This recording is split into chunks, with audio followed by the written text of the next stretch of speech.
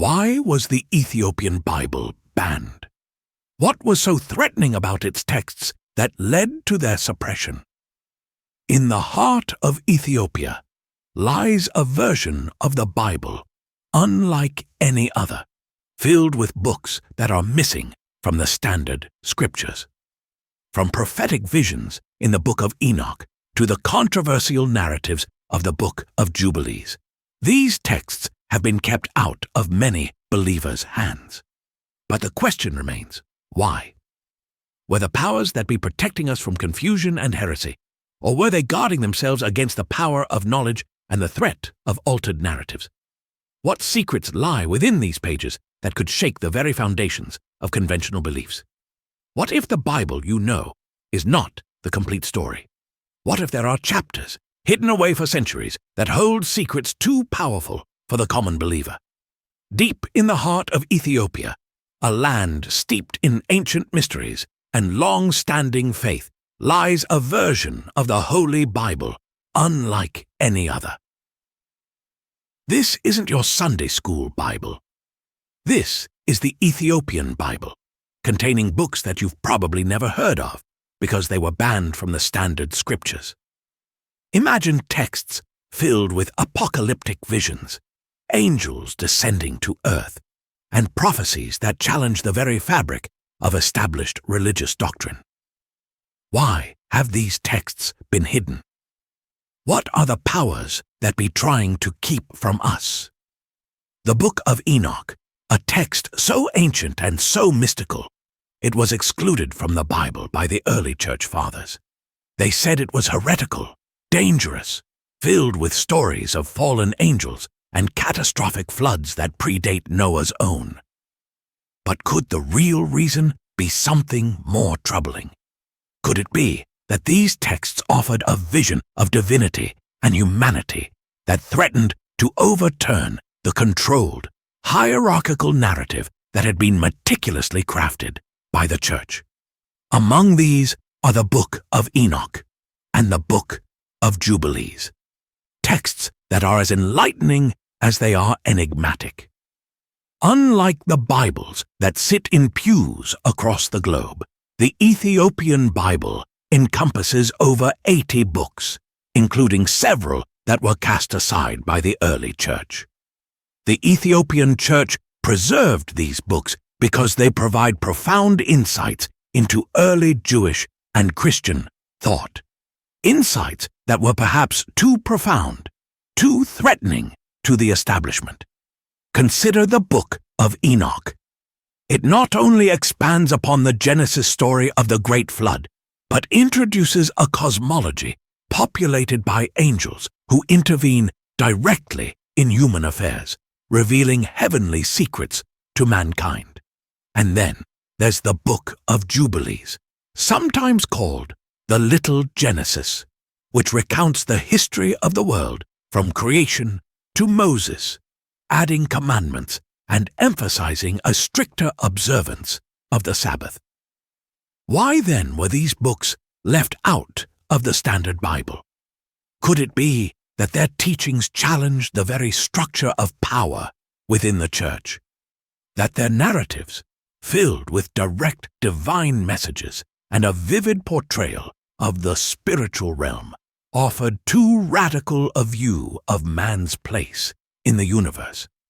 The inclusion of these books in the canonical Bible could have democratized access to divine mysteries, potentially undermining the clergy's authority and destabilizing established religious hierarchies. In Ethiopia, however, these books were not hidden away.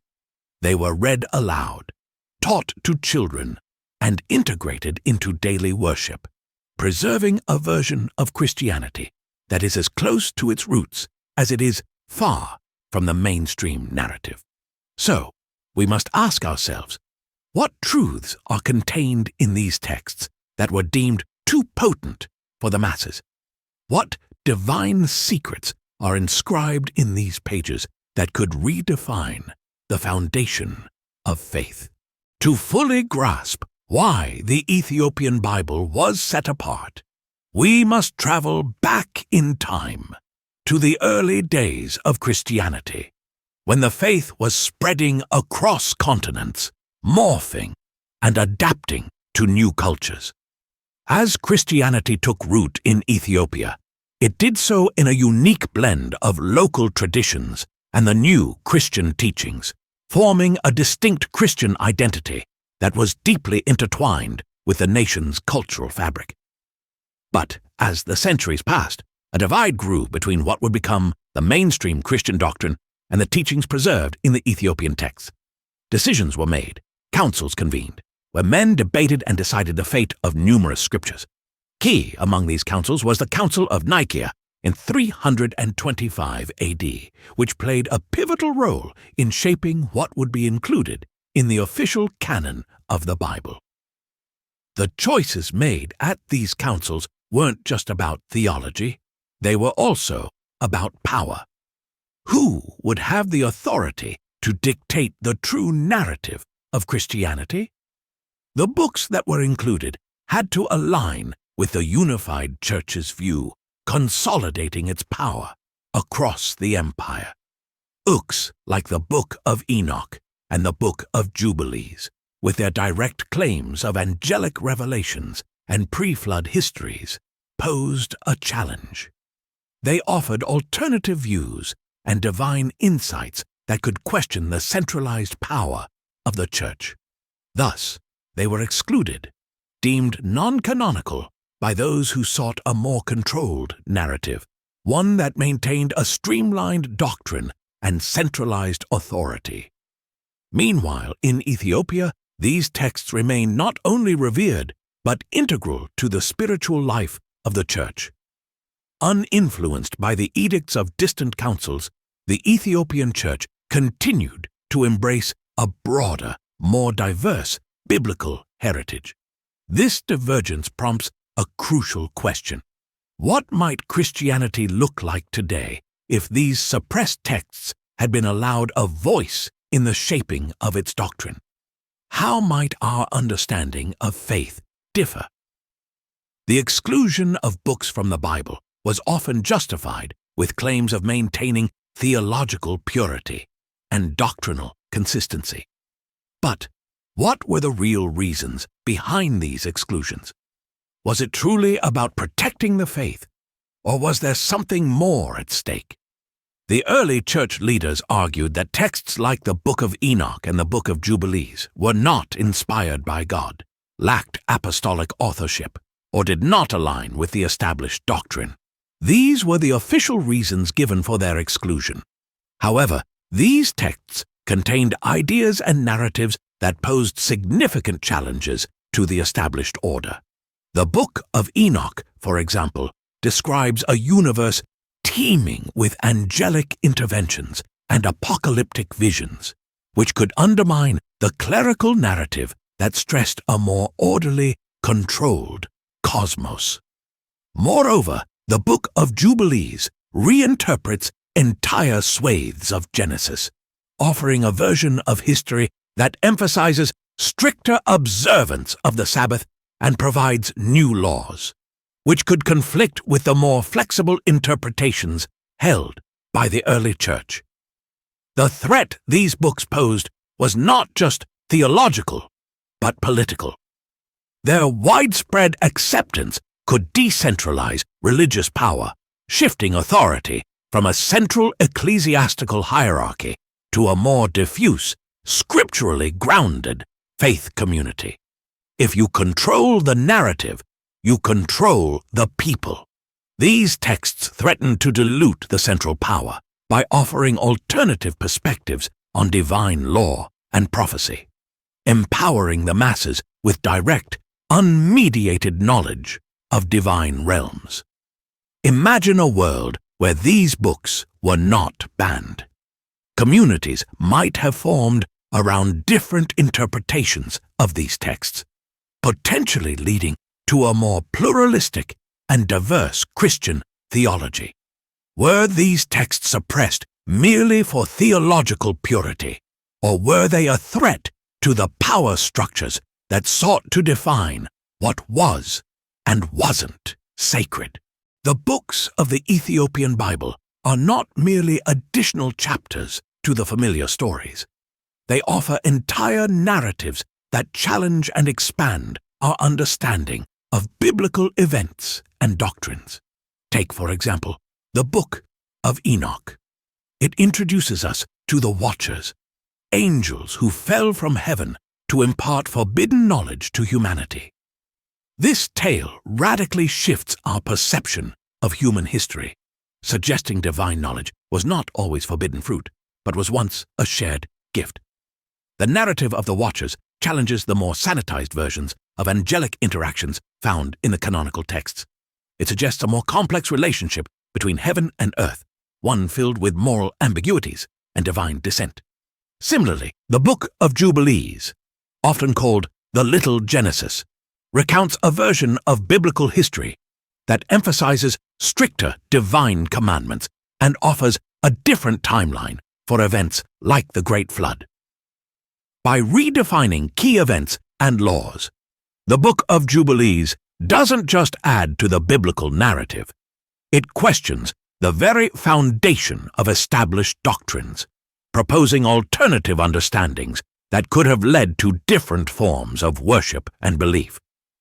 These books, filled with controversial doctrines and alternative histories, could have led to a splintering of Christian thought, offering multiple, possibly conflicting paths to salvation and understanding of the divine.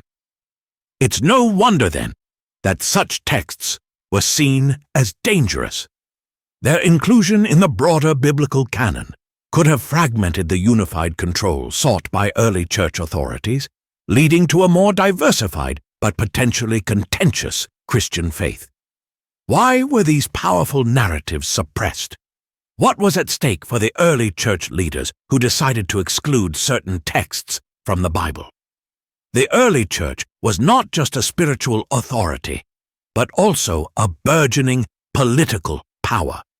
The unification of doctrine was not only about theological alignment, but also about centralizing control and solidifying power. The consolidation of the Bible into a singular, authoritative text was as much a political move as it was a religious one. By controlling the narrative, the church could also control the masses and maintain a clearer, more manageable doctrine. Books like the Book of Enoch and the Book of Jubilees presented narratives that could undermine this central authority. They portrayed a more chaotic and mystical universe, where divine authority was accessible outside the established clerical hierarchy. Such texts could empower individuals and local communities, offering them an alternative source of spiritual knowledge and authority, independent of the church's control. Imagine communities interpreting divine will directly from these texts, forming beliefs and practices divergent from the centralized doctrine.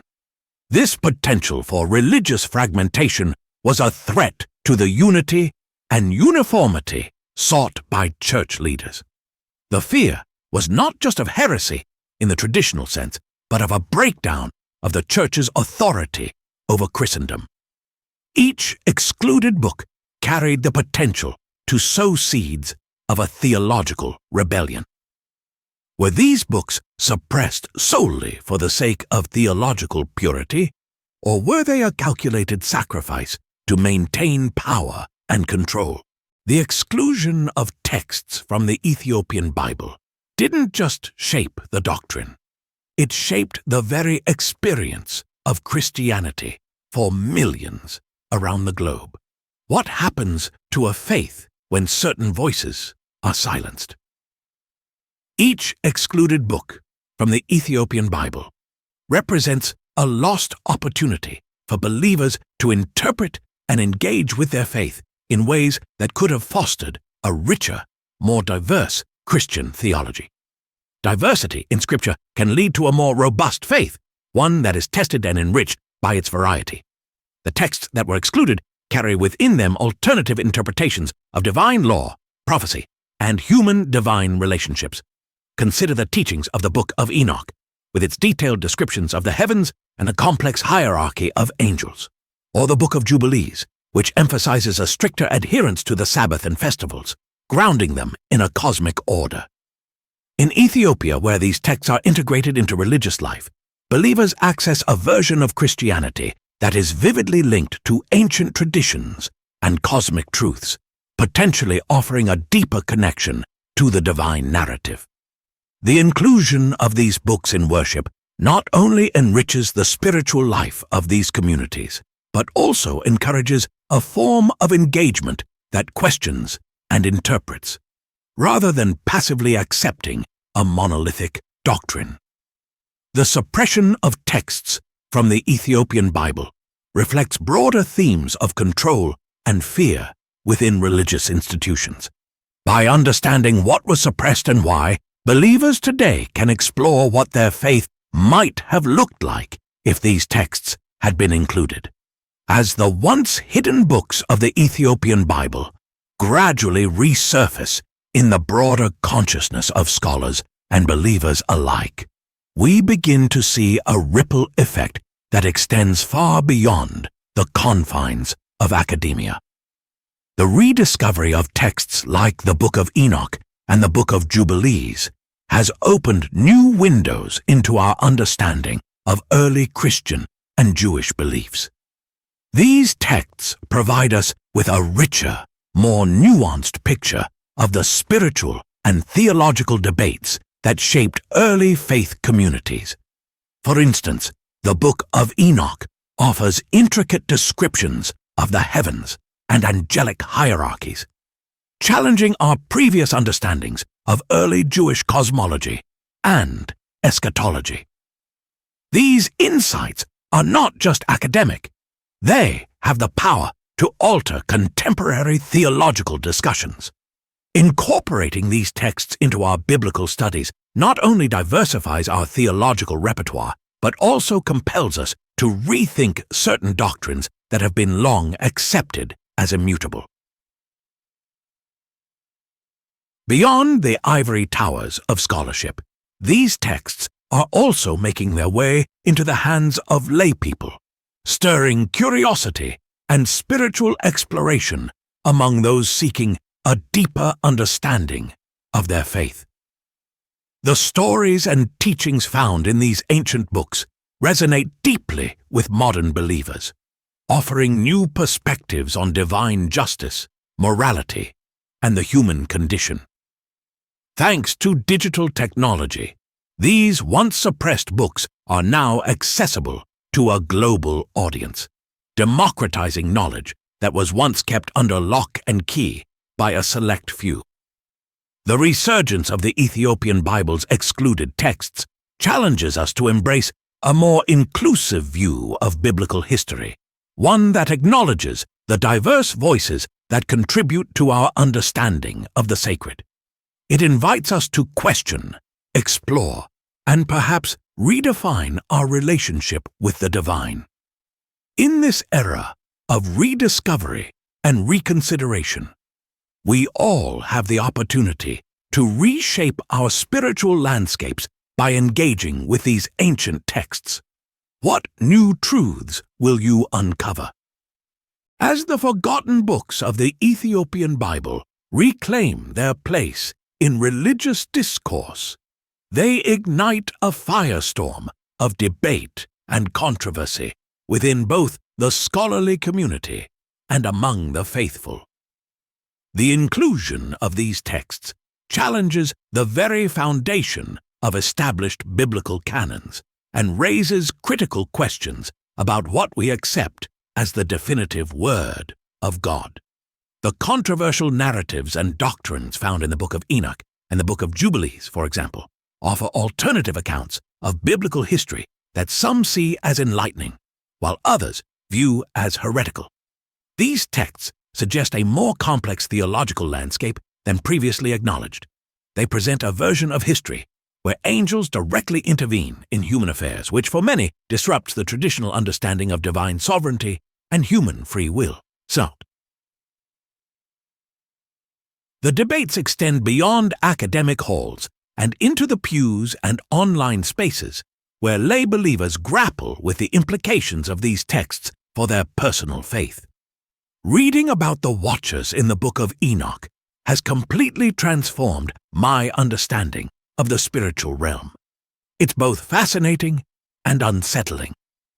Religious authorities also find themselves at a crossroads, needing to address these controversies without alienating those who are drawn to these texts. Our challenge is to educate our congregations about these texts in a way that enriches their faith without causing division or doubt about the canonical scriptures. These ongoing debates and controversies underscore the dynamic nature of religious faith and the importance of dialogue and tolerance in our pursuit of spiritual truth. The re-emergence of the Ethiopian Bible's unique texts has not only sparked debate, but has also led to a growing chorus of voices advocating for their re-evaluation and potential inclusion in the broader Christian canon. We're at a pivotal moment in religious scholarship. There's a pressing need to reconsider what constitutes the biblical canon, driven by what we now understand from these ancient texts. Across the globe, workshops and conferences are being held to discuss how these books, once sidelined, can be integrated into theological education and curriculum. Integrating texts like the Book of Enoch into our teachings doesn't mean replacing traditional doctrines. Instead, it's about enriching our understanding and embracing a fuller spectrum of our religious heritage. In some communities, excerpts from these books are included in weekly sermons, Bible study groups, and even liturgical readings, offering congregants a more diverse theological perspective. Hearing these different perspectives from the pulpit has deepened my faith. It's like discovering new dimensions in my spiritual journey. However, this movement towards inclusivity is not without its challenges. Some fear that altering the established canon could lead to confusion or dilute traditional beliefs. Our duty is to guard the faith, yet also to grow it.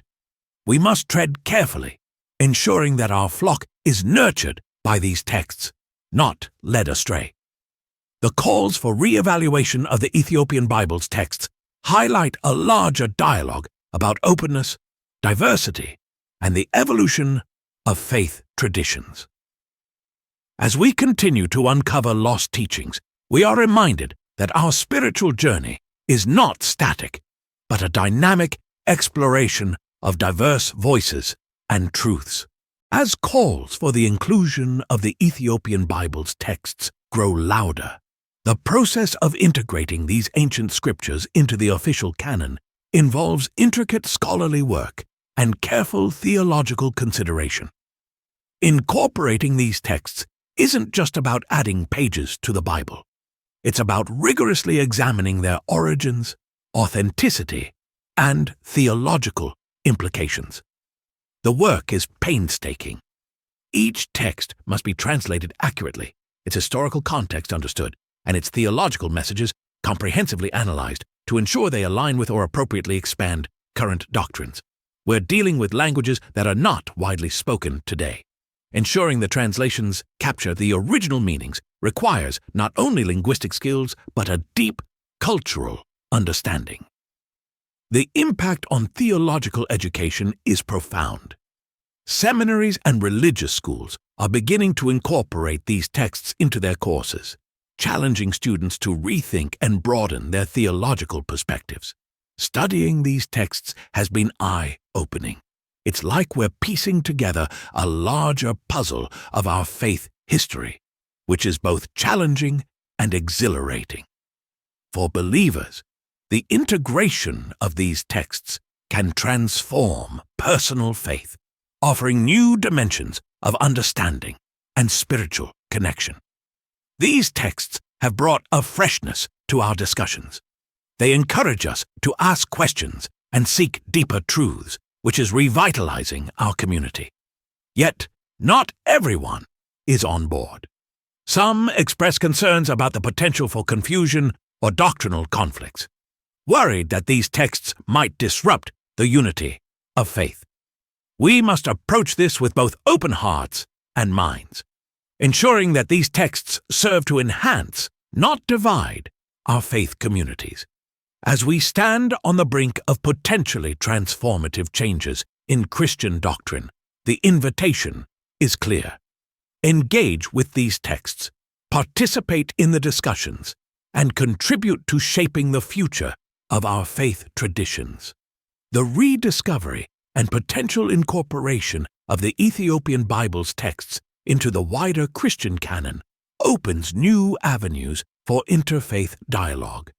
These ancient scriptures hold keys not only to Christian origins, but also to shared narratives that cross religious boundaries. The Book of Enoch, for instance, is revered not just in Christianity, but also holds importance in Jewish and Islamic traditions. Its themes resonate across these faiths, providing a unique bridge for understanding and dialogue. These shared narratives challenge us to look beyond the boundaries of our individual faiths and consider the interconnected histories and teachings that unite us. When we acknowledge the interconnectedness of our scriptures, we pave the way for a deeper respect and mutual understanding. It helps us see the other not as the other, but as part of a shared spiritual journey. Educational initiatives and community programs that include these texts offer opportunities for people of different faiths to come together, learn from one another, and build relationships based on mutual respect and shared curiosity. Discussing the Book of Jubilees with peers from different religions has opened my eyes to how much we actually share in terms of values and visions for a just society. While the path to interfaith understanding through these texts is promising, it is not without its challenges. Skepticism and traditionalist resistance can impede progress, but the efforts to overcome these hurdles are as vital as they are enlightening. As we continue to uncover and embrace the broader narratives of our ancient texts, we are reminded of the power of Scripture to not only define, but also bridge our diverse spiritual landscapes.